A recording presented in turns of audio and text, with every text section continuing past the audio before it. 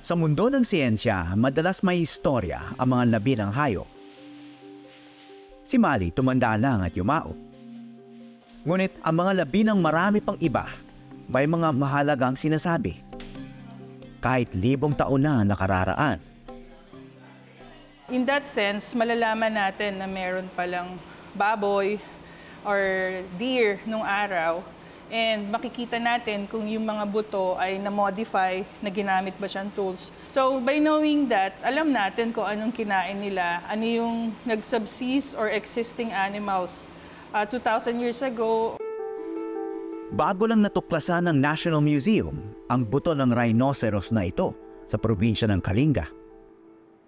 Magandang development yun sa prehistory natin kasi it goes beyond yung existence ng Homo sapiens natin, si Tabon Man ang ating earliest. May mga tanda pala ito ng mga hiwa, katibayan na kinatay siya ng mga ninuno ng tao. Buto itself, kung malaking tinuturo sa atin ng anatomy ng buto, skeletal remains, di ba? Naiintindihan natin yung evolution ng hayop. Dito sa bone collector, as you said, ang mga namamatay due to environmental reason. So, bihira kasi sa atin yung nakakakita ng buto pag may namatay na hayop.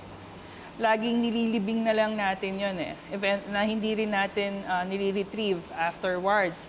So, information-wise, yes, nakaka-amaze makakita ng kumpleto na buto ng mga hayop. Ang matuto mula sa nakaraan at sa kasalukuyan mula sa mga labi. Ito ang kahalagahan ng ginagawa ng mga tao sa National Museum at ng mga tulad ni Darren. Ito yung museum, the purpose is parang education to show you animals that are found here in the Philippines. Kaya kahit mahigit 3 oras sa biyahe, dinarayo ito ng mga biology student mula pa sa Central Mindanao University sa Bukidnon.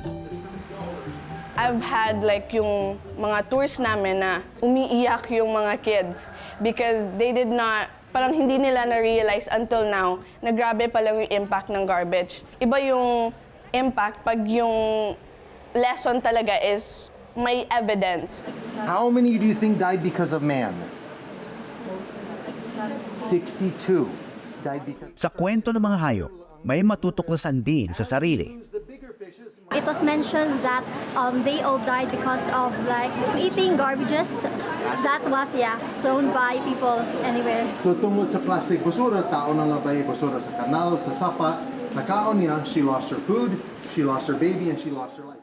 Even the smallest plastic talaga ay makapatay po na isang organism at it may lead to extinction po. Ito po ay masasabi ko po napakagandang karanasan po sa amin para po magbigay po ng awareness din sa ibang tao.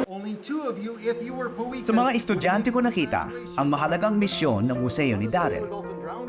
Maari rin palang mapangalagaan ang mga patay para mapangalagaan ang mga buhay. They go back to the deep ocean. So during the full moon time, that's when they're getting caught in the fishing net. So,